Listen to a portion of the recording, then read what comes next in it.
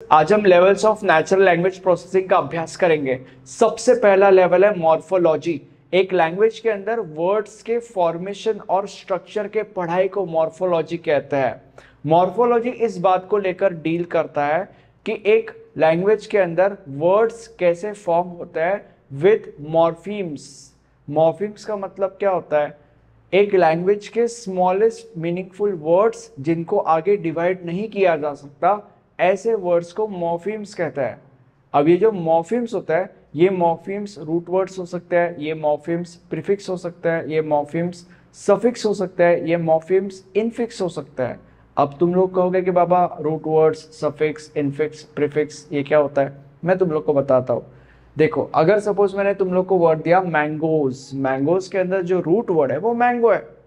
Root word क्या होता है समझ गया। अब उसके बाद मेन वर्ड के पहले जो वर्ड लगता है उसको प्रीफिक्स कहा जाता है। तो अगर मैंने तुम लोग को अनहैप्पी ये वर्ड दिया तो मेन वर्ड हैप्पी है, तो हैप्पी के पहले अन लगता है, तो यहाँ पे अन लगा है तो अन वुड बी प्रीफिक्स। उसके बाद मेन वर्ड के बाद में जो वर्ड लगता है उसको बोलता है सफिक्स। तो यहाँ पे अगर सपोज मैंने तुम लोग को वर्ड दिया कैचिंग, तो मेन वर्ड कैच है, तो कैच के बाद आईएनजी लगा तो I N G would be suffix. Infix का मतलब क्या होता है? मेन वर्ड के बीच में जो वर्ड लगता है उसको इनफिक्स कहता है। अगर मैंने तुम लोग को वर्ड दिया पासर्स बाय, PASSERSBY, तो यहाँ पे मेन वर्ड जो है वो passerby, PASSERBY, that is the main word.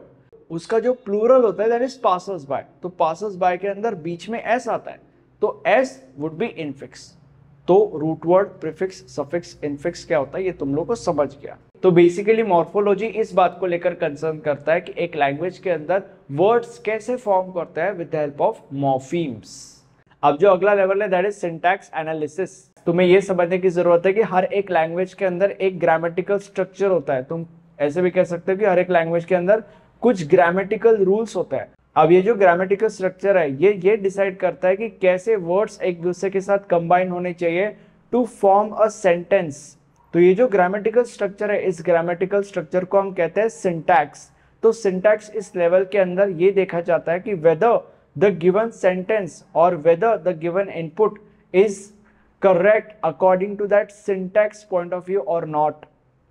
जैसे कि फॉर एग्जाम्पल अगर मैंने बोला Ojas is good not so to, अब obviously this given input is not correct from the syntax point of view, तो सिंटैक्स डील्स विद दिस। अब जो अगला लेवल है दैट इज सिमेंटिक एनालिसिस। अगर सपोज मैंने तुम लोग को एक सेंटेंस बोला which is Anushka's favourite movie is Delhi बेली।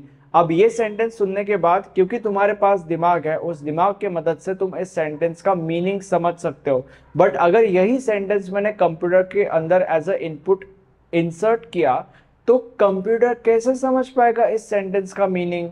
तो यहाँ पे हमारी पिक्चर में आता है semantic analysis. Semantic analysis computer की या सिस्टम की हेल्प करता है इनपुट का मीनिंग जानने के लिए या इनपुट का मीनिंग अंडरस्टैंड करने के लिए, अगर उस इनपुट का मीनिंग है तो। फॉर एग्जाम्पल अगर मैंने इनपुट दिया कि the table is on the ceiling, अब इस सेंटेंस का कोई भी मतलब नहीं बनता, तो this sentence is semantically incorrect. अब जो अगला लेवल है दैट इज डिस्कोर्स एनालिसिस। सबसे पहले तुम्हें यह समझने की जरूरत है कि डिस्कोर्स का मतलब क्या होता है। A group of sentences which are related to each other is called as discourse. कभी कभी क्या होता है, कभी कभी एक सेंटेंस अपने आगे के सेंटेंस के साथ या अपने पीछे के सेंटेंस के साथ किसी ना किसी तरीके से रिलेटेड होता है। जैसे कि for example Anushka loves Ojas, Deepika loves him too. अब यहाँ पे जो दूसरा सेंटेंस है वो पहले वाले सेंटेंस के साथ रिलेटेड है, और वो कैसे? दूसरे वाले सेंटेंस के साथ हिम ये वर्ड यूज हो रहा है। हिम का मतलब बेसिकली एक मैस्कुलिन इंसान, एक लड़का, एक आदमी। तो जो पहला वाला सेंटेंस है उसके अंदर एक मैस्कुलिन एंटिटी, एक आदमी, एक लड़का ओजस ही है, and that is the reason why second sentence is related to the first sentence. तो बेसिकली मैं यही कह रहा हूँ, कुछ ऐसे सेंटेंसेस होते हैं जो अपने आगे के सेंटेंस के साथ या अपने पीछे के सेंटेंस के साथ रिलेटेड होता है। तो जब इनपुट के अंदर ऐसा होता है तब डिस्कोर्स एनालिसिस कंप्यूटर को उस इनपुट की अंडरस्टैंडिंग देता है। अब ये जो इनपुट है वो इनपुट एक पैराग्राफ भी हो सकता है, वो इनपुट एक टेक्स्ट भी हो सकता है, वो इनपुट एक पूरा का पूरा स्ट्रक्चर भी हो सकता है जहाँ पे sentences are related to each other. अब जो अगला लेवल है दैट इज प्रैग्मेटिक एनालिसिस। तुम्हें ये समझने की जरूरत है कि एक सेंटेंस अगर है या अगर एक इनपुट है, सेंटेंस को कंसिडर करके आगे चलते हैं for the is of conversation. अगर सपोज एक सेंटेंस है तो उस सेंटेंस का एक्चुअल मीनिंग अलग हो सकता है और इंटेंडेड मीनिंग अलग हो सकता है। और मैं किस चीज की बात कर रहा हूँ, लेट्स से फॉर एग्जांपल हमारे पास एक सेंटेंस है which is will you crack open the door, I am getting hot. तो अभी यहाँ पे क्योंकि क्रैक का मतलब होता है किसी चीज को तोड़ना, तो क्या इस सेंटेंस को बोल के मैं ये कहना चाहता हूँ कि दरवाजे को तोड़ दो क्योंकि मैं हॉट फील कर रहा हूँ, and the answer is no. तो ये उसका रियल मीनिंग है, but I don't mean that. Okay, then the question is कि what I mean, what I intent, like what is my intention. मेरा बस इंटेंशन ये है कि दरवाजे को थोड़ा सा खोल दो क्योंकि मुझे गर्मी हो रही है, that is what I mean, वो मेरा इंटेंशन है। तो ये उस सेंटेंस का इंटेंडेड मीनिंग है। तो बेसिकली द पॉइंट इज कि एक सेंटेंस का एक्चुअल मीनिंग अलग हो सकता है और इंटेंडेड मीनिंग अलग हो सकता है। तो when it comes to situations like this जहां पे इनपुट या सेंटेंसेस का एक्चुअल मीनिंग और इंटेंडेड मीनिंग अलग अलग हो सकता है, तो ऐसे सेंटेंसेस की या ऐसे इनपुट की अंडरस्टैंडिंग कंप्यूटर को प्रैग्मेटिक एनालिसिस देता है।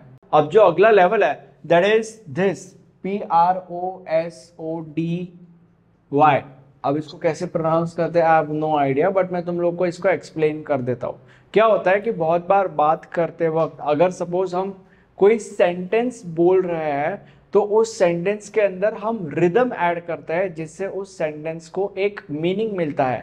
और मैं किस चीज की बात कर रहा हूँ, अगर मैंने तुम्हें बोला कि आई एम एक्साइटेड वर्सेस अगर मैंने तुम लोग को बोला कि आई एम एक्साइटेड, अब ये जो दो सेंटेंसेस है, इन दो सेंटेंसेस के अंदर भले ही दोनों सेम है बट जमीन आसमान का फर्क है।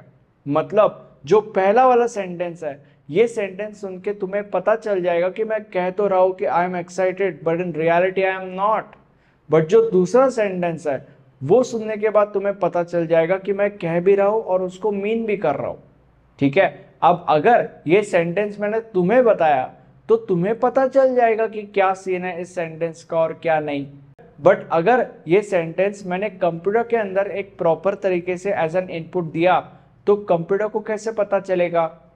तो यहाँ पे ये जो PROSODY है ये कंप्यूटर की हेल्प करता है ऐसे सेंटेंसेस को अंडरस्टैंड करने में। तो बेसिकली ये जो PROSODY है this deals with the rhythm of a particular in the particular sentence। Basically तुम ये कह सकते हो कि ये जो PROSODY है दिस, यहाँ पे लिखा है मैंने, this deals with the rhythm in a particular input, ये तुम कह सकते हो। अब जो अगला लेवल है दैट इज फोनोलॉजी। फोनोलॉजी को समझाने से पहले मैं आपको मेरे नोट्स के बारे में एजुकेट करना चाहता हूँ। अगर तुम एग्जाम के लिए लेक्चर देख रहे हो तो एग्जाम में ऐसे क्वेश्चंस के आंसर्स प्रॉपर तरीके से लिखने पड़ते हैं, तभी जाकर आपको पूरे के पूरे मार्क्स मिल पाएंगे। और ऐसा करने के लिए आप हमारे नोट्स रेफर कर सकते हो। नोट्स के अंदर आपको एग्जाम में आने वाले मोस्ट ऑफ द क्वेश्चंस और उनके आंसर्स बहुत ही ज़्यादा ईजी टू अंडरस्टैंड लैंग्वेज में लिखे हुए मिल जाएंगे। नोट्स के सारे डिटेल्स नीचे डिस्क्रिप्शन बॉक्स में अवेलेबल है।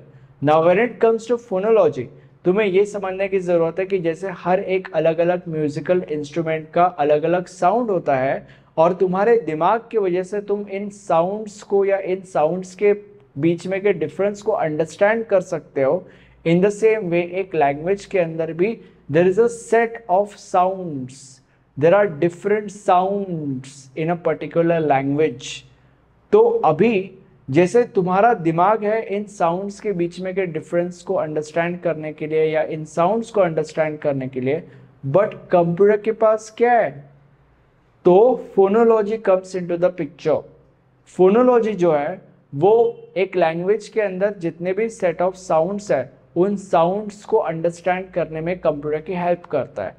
फॉर एग्जाम्पल, अगर सपोज मैंने तुम्हें बोला पैट PAT और बैट BAT, अब पैट और बैट दोनों अलग अलग वर्ड्स हैं बट दे साउंड सिमिलर।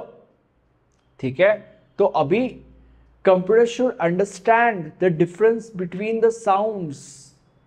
तो यहाँ पे फोनोलॉजी कंप्यूटर की ऐसे सिचुएशंस में हेल्प करता है साउंड्स के बीच में के डिफरेंसेस को अंडरस्टैंड करने में। और फोनोलॉजी कंप्यूटर की ये भी अंडरस्टैंड करने में हेल्प करता है कि इन अलग अलग साउंड्स की मदद से कैसे इनपुट का मीनिंग चेंज हो सकता है। Thank you so much.